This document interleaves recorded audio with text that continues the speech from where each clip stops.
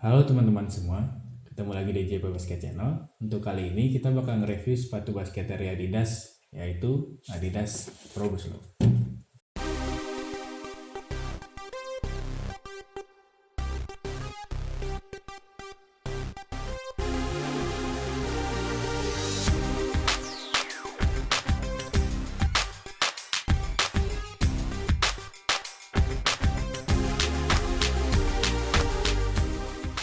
Sepatu Pro Boost Low ini digadang-gadang sebagai line baru nih dari sepatu basketnya Adidas, atau mungkin bisa dibilang lanjutan dari Pro Bounce line teman-teman.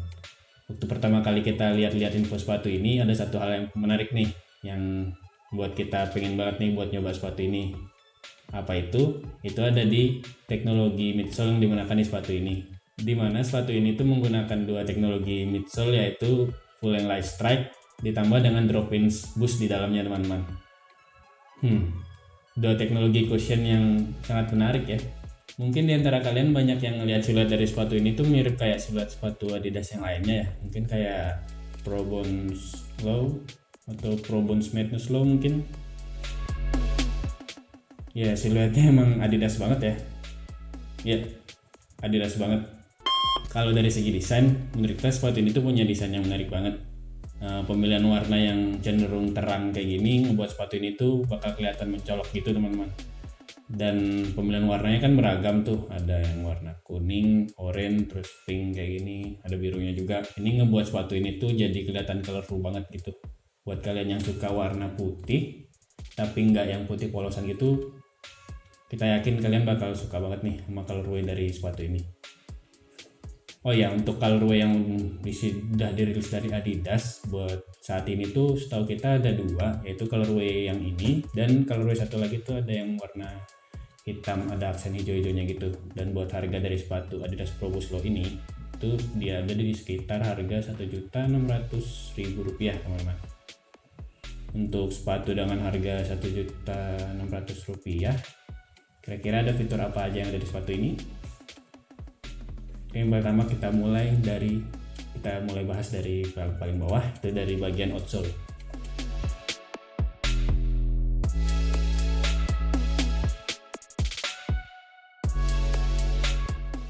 Untuk outsole dari sepatu Pro Boost Low ini itu pakai rubber yang kalau kita pencet kayak gini nih lumayan keras dan tebal-tebal juga. Ini harusnya ngasih durabilitas yang baik sih. Jadi outsole-nya harusnya tahan buat penggunaan di lapangan outdoor.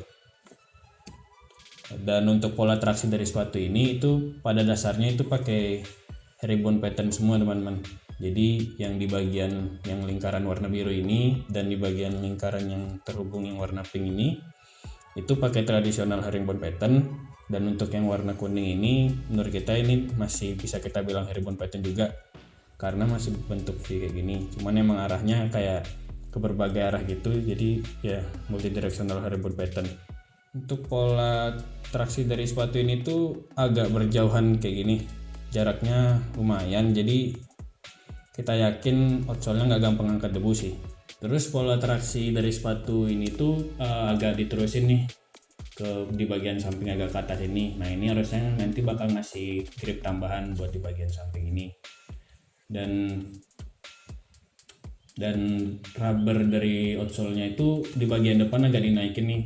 Nah ini untuk toe drag sih, jadi bakal dilindungin buat kalian yang suka mainnya nyeret-nyeret sepatu kayak gitu.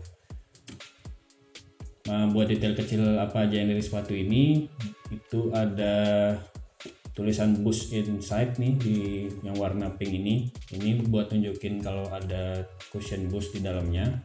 Terus di bagian depan itu ada 3 stripes nih. Itu aja buat detailnya. Terus di outsole sepatu ini juga itu di bagian depan dan di bagian belakang itu lumayan rounded menurut kita. Paling yang agak berasa flat tuh di bagian yang pink ini nih, bagian agak tengah ini itu sedikit berasa flat. Menurut kita ini karena adanya plat TPU di dalamnya nih buat ngasih support di sepatu ini.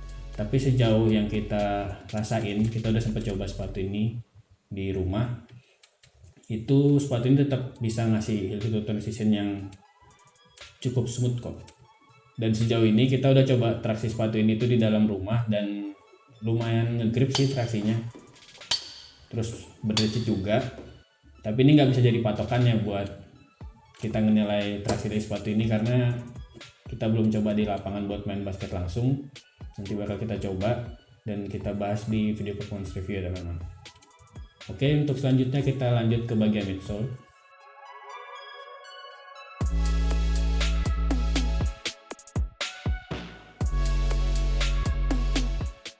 Seperti yang kita bilang sebelumnya, ini bagian yang paling menarik menurut kita.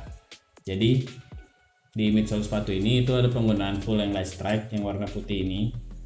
Ada tulisan light strike-nya juga di bagian dalam nih. Terus ada strip warna pink ini yang buat sepatu ini kelihatan lebih manis sih menurut kita.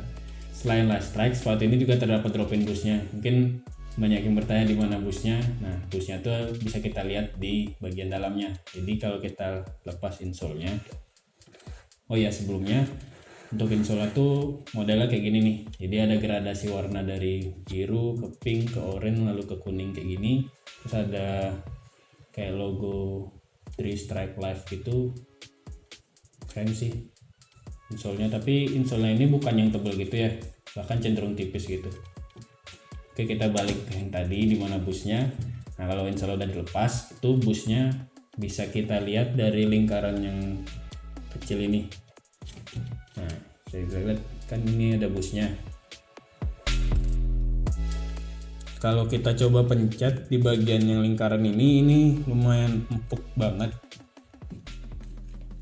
Tapi di luar dari lingkaran itu semua itu berasa kaku banget gitu. Jadi untuk stroble boardnya itu lumayan kaku banget ini teman-teman, keras gitu.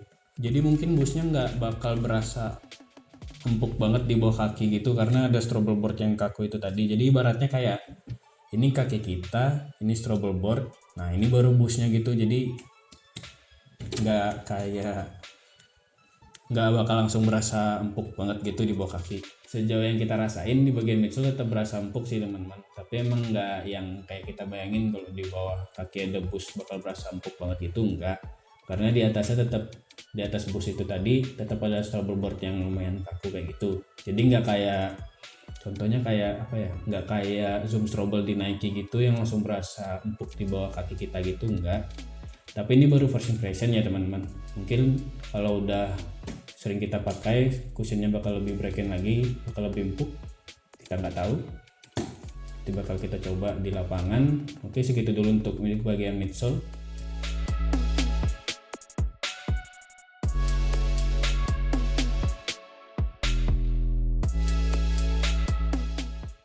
Lanjut ke material upper. Jadi untuk material upper dari sepatu ini itu sebagian besar menggunakan material tekstil, dimana di bagian dalamnya itu ada gradasi seperti di bagian insole itu tadi. Jadi warna biru, pink, lalu ke oranye dan sampai ke kuning gitu. Dalamnya juga ada 3 stripe gitu, yang warna pink, oranye dan kuning ini. Jadi emang sepatu ini emang colorful banget sih warnanya teman-teman. Dan buat di bagian depan tuh ada kayak overlay gitu, lumayan banyak banget gini. Yang warna putih ini materialnya dari synthetic leather gitu, dan buat yang warna biru itu semacam suede gitu teman-teman. Dan material ini tuh lumayan tipis ya, jadi kalau di sinar terang bahkan kelihatan tuh garis-garis dari material tekstil ini di bawahnya. Dan untuk material dari sepatu Pro Boost Low ini emang lentur banget ya teman-teman. Jadi emang bisa nyesuaiin buat bentuk kaki, dan materialnya tuh emang nyaman banget sih. Terus lanjut ke bagian lidah. Untuk lidah sepatu ini tuh agak berbeda dari lidah sepatu yang biasanya di bagian bawah material uppernya. Jadi buat di sepatu ini lidahnya tuh ada di bagian atasnya teman-teman, kayak gini nih. Jadi bisa dibilang sebenarnya setup lidah dari sepatu ini tuh warna putih teman-teman. Jadi kalau di bagian dalamnya kalau dilihat tuh kayak ada nih pita karetnya gitu. Nah ini kan elastis gitu, jadi ini bisa ngasih fit yang enak banget sih di kaki.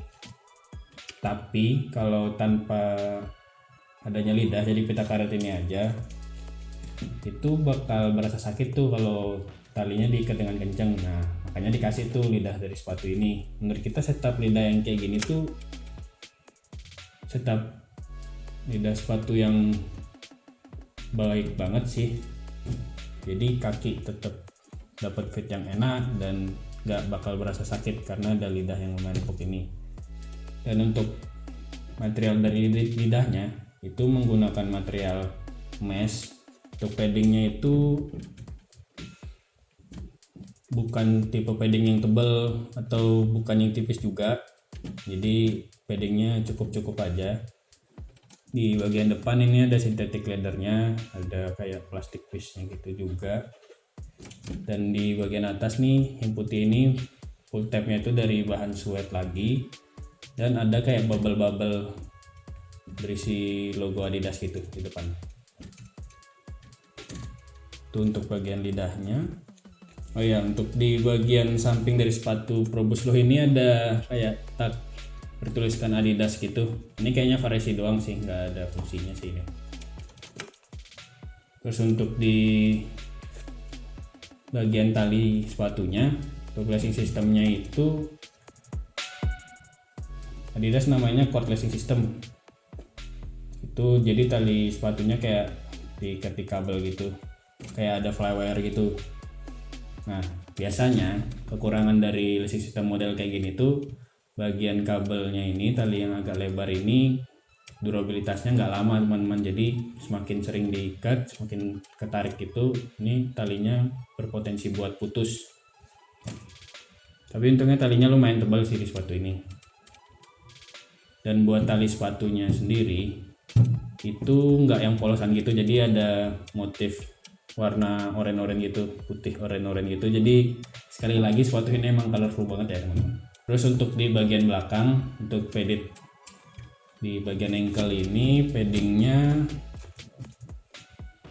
lumayan tebal dan emang empuk banget sih padding di bagian belakang sepatu ini.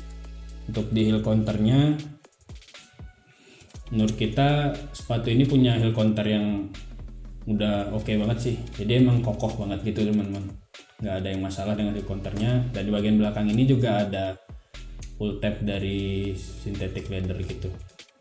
Sejauh yang kita rasain, material upper dari sepatu ini emang nyaman banget dan nyesuaiin banget untuk kaki, jadi lentur gitu.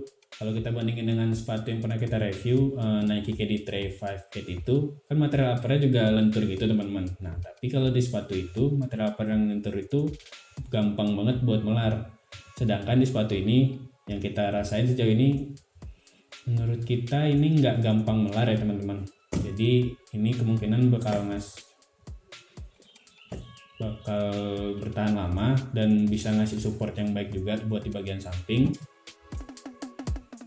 Jadi emang material uppernya ya sejauh ini masih oke sih, nggak ada yang masalah. Buat sirkulasi udaranya juga kalau dilihat dari lubang-lubangnya ini lumayan banyak, jadi harusnya sepatunya nggak gampang berasa panas. Oke, itu tadi kalau ngomongin material dan teknologi apa aja yang ada di sepatu ini. Untuk selanjutnya sepatu ini bakal kita coba pakai buat main basket di lapangan. Tungguin aja ya video performance reviewnya teman-teman. Sebelum kita tutup, jangan lupa untuk like, subscribe, dan share video ini kalau kalian suka dengan video ini. Follow juga IG kita di JP Basket Channel. Semoga basket menyenangkan.